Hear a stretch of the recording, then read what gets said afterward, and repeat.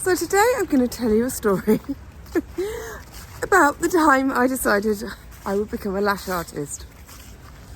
And I've always had this misguided and totally innate belief that anyone can do pretty much anything if they set their mind to it. Now I say misguided because the universe seems to have had a mission to prove to me that I'm totally deluded and that that's not necessarily true, because I have tried many things in my life and got into it 100%, given it my all, and it's usually ended up with quite interesting results, not necessarily the success that I always thought everything would turn out to be. So I'm not saying don't give things a go. Sorry, Big Ben. I'm not saying don't try anything new. I'm not saying don't follow your passions. I believe wholeheartedly that you should do that.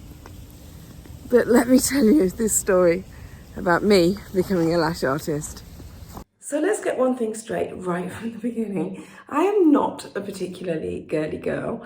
I worked in a male-dominated environment for a very long time, and to suddenly come out of that, partly due to ill health, to suddenly come out of that and go into something like attaching eyelashes, what was I thinking? So I put myself on a decided I was going to do it, I know, put myself on a training course, which was really expensive, and I was actually on crutches. And the reason I was on crutches was because I just had my second hip replacement, which, please, if you're not a midlife person watching this, don't think that every midlife person has had to have their hips replaced. It's not that normal to have your hips replaced that young, and yes, young, and also not everybody has to have their hips replaced, don't worry. But unfortunately, I did, had to have both done, and osteoarthritis, and I was still on my crutches from the second one when I was training to be a lash artist in a training centre where there was an upstairs. So it was all, I was on the back foot right from the off, right? Literally. So I get there and it's me and my friend who is a little bit younger than me, and I'm not kidding. The average age in that room must have been 14, it felt like, but really probably about 20. Everybody was so young, with their perfect bodies that could bend over, and their perfect eyesight, and their perfect fingers that did everything exactly where they wanted them to do them. Oh my. So every time the teacher tried to teach me something, my fingers wouldn't go where I want them to go. I couldn't get it right, I couldn't see it, so we decided that I needed to get special glasses. I have an astigmatism in one eye, which you've probably noticed, and if you haven't, you will now, which means one's a little bit off. So I'd never even noticed this before, so that made me feel great, as you can imagine, apart from being surrounded by all these young, beautiful people, as if I needed to hear that as well. Fine, thanks. So went to the opticians, got some glasses, went back.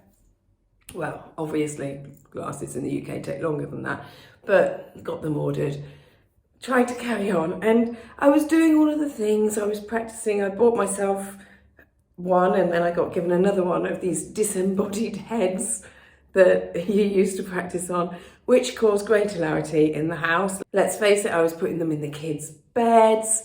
Oh, it was great. We had such a ball with these two little head things. I basically, no matter what I did, could not get the hang of it. I found it was very difficult because, of course, I had to prop myself up with the crutches or try and sit on the stool in a way that didn't hurt where I'd had the bone replacement. That was not successful, even in the training room. Leaning over doing my poor friend's lashes, because of course everybody partners up, and she's like, oh yeah, I can see a difference, and I'm like, there is no difference. Rubbish. But anyway, ultimately by the end of the week they gave me my certificate, partly I think so that they wouldn't have to keep me coming back. And I set up a room at home, which I quite enjoyed doing, setting up a spare bedroom. Got myself a second-hand, it was like a massage bed couch thing, and bought myself a couch cover, which I then put my logo on, which was much more fun doing that, to be honest, weeding out all the vinyl. And then I started having to actually have clients. Oh dear, the setting of the room was lovely, I really enjoyed that, but actual real human beings with their eyes, their actual eyes. Now, one of the things that really concerned me about what I was learning was that we were using a glue called cyanoacrylate. Now, I had been a sales rep selling maintenance and engineering products, and one of those products was super glue. And one sec. Oh my God, out of breath. You see, stairs, that's one thing that does absolutely wear me out at this age.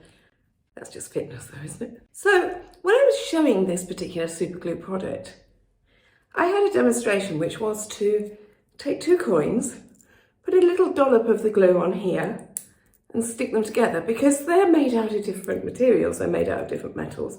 And the fact that they bonded, and where impossible, I'd then invite my customer to try and open them, try and pull them apart. I even sometimes did it like that just because I was a bit of a show off. Never consider that one.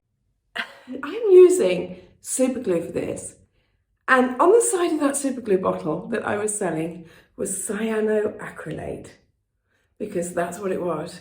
And here I was putting it on people's eyelids, eyelashes, near their eyeballs. What? No wonder my hand was shaky. No wonder I was a bit nervous about it. Oh my goodness. So I started advertising my services on good old Facebook, telling people about it, and a bit on Instagram. Started practicing on friends and family, doing all the right things according to the training. I started selling my services at just £10 a go, because an experienced lash artist can do it in about an hour, maybe even 45 minutes to about an hour and a half. I was taking 3 hours because it was so difficult for me. You have to sort of weave apart the eyelashes with tweezers, because obviously everything's smaller. With tweezers, you weave apart the eyelashes, you get one individual one, and then you use this glue, you dip a false one in the glue and stick it on. You've seen how many eyelashes people have got. Right, so I started and I practiced and didn't seem to get any better. But I was determined, kept trying on my false heads, kept trying on my poor £10 a go people. I kept trying on my family, I'm so sorry. But didn't get any better. I actually got quite good at one eye. I was quite good at the left eye.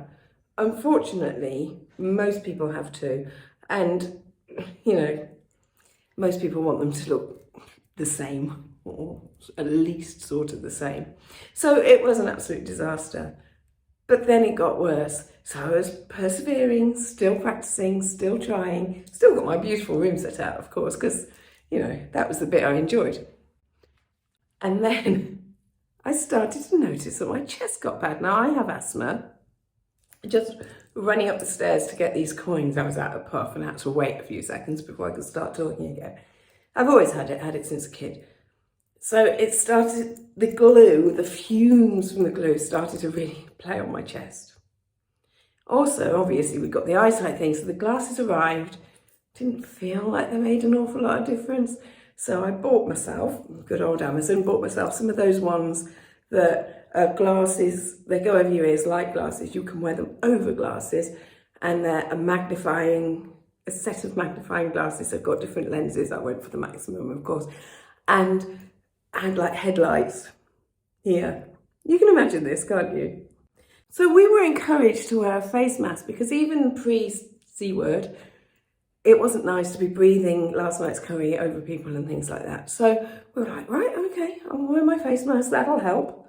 Nothing, made no difference.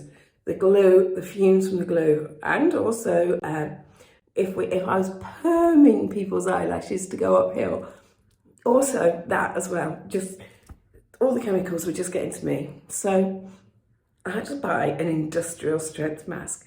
Now, when I say an industrial strength mask, I'm talking about, you know, like in E.T., you know, the bit where they've got all the tents around him and everybody's got these things on and E.T.'s like, oh, and Elliot's going, oh my God, it's all so scary. This is what it was like for my victims' clients when they opened their eyes. So I was quite glad really that I was using super glue to keep their eyes shut, because I didn't really want them to open them in the first place, because if they did, they would have shot out of their skin to see me with this breathing apparatus like Darth Vader. I'd got the glasses, I'd got the magnifying glasses, and then the glues and everything else and all the constant hand washing started to make my hands go dry as well. So I ended up wearing like poly gloves, and it's like, oh, and I'm using tweezers. Oh yes, and my back, the back of my neck, my back, leaning over like this just was so painful, and doing it constantly for 3 hours, sometimes 4 if I was going really badly. Oh, the evening, the next day, I wouldn't be able to move. This really wasn't what I was cut out for. Oh my God, it was a complete disaster. So at some point, I realised this probably wasn't the career for me. But I believe, or believed, that if you put enough effort in and you practice hard enough, you can achieve anything, right? As I said at the beginning, well, keeping going. And then I put photos of my clients being done, and 1 or 2 of the photos were from far enough back that people could see my couch covers, see the thing that I put, Lash City I called it, Lash City down the side of it, and one of my daughters created a logo for me, a pair of eyes overlooking a skyline of a city. It was great. It was the best part of the whole experience. But then people kept saying, I want one of those. Can you do me one of those? How did you get that? Where did you get it from? So I ended up buying a cutting machine, because I'd asked a man down the road to do mine for me, but he didn't like doing it. He said it was stretchy fabric and it was awkward and it was difficult and he didn't want to do the job. So, okay, fine.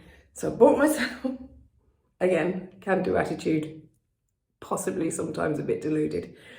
Bought myself a cutting machine, bought myself a heat press, bought myself a whole load of couch covers in black and white.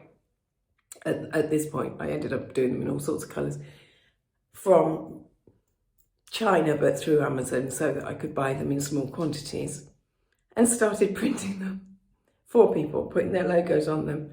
And this took off in a way that my eyelash career never could and never would. So fortunately, I turned into a custom printer, which then, of course, if you know me off my other channel, then turned into print on demand, because me custom printing, clumsy me, is a whole other story. And print on demand, where somebody else does the legwork, somebody else does the lining it up, getting it in the right place, all of that is a much better option for me. Lost my thread. And this happens. This happens, young people, when you start to get older, you lose your thread. Minnow brain. So then these people started saying to me, right, okay, you've done me a lash bed. Can you now do me a matching hoodie or a matching t-shirt, or I want a tunic so I can wear it over my nice clothes when I'm doing lashes for people, and it doesn't matter if I get glue or dye or whatever on them. So then I was able to diversify and go from actually doing the lashes to just doing the printing for people in the lash and beauty industry. And yeah, it took off from there. So I was able to do it without getting sued. I was able to do it without blinding anybody. And all in all, it was a stepping stone to something else. Never again.